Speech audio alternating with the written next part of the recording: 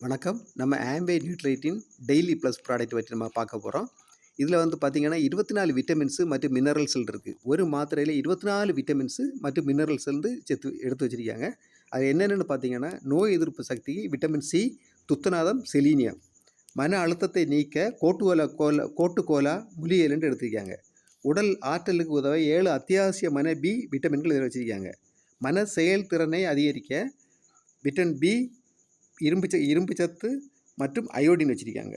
எலும்பு ஆரோக்கியத்திற்கு உதவ கால்சியம், விட்டமின் டி, பாஸ்பரஸ் மற்றும் மெக்னீசியம் வச்சுருக்காங்க.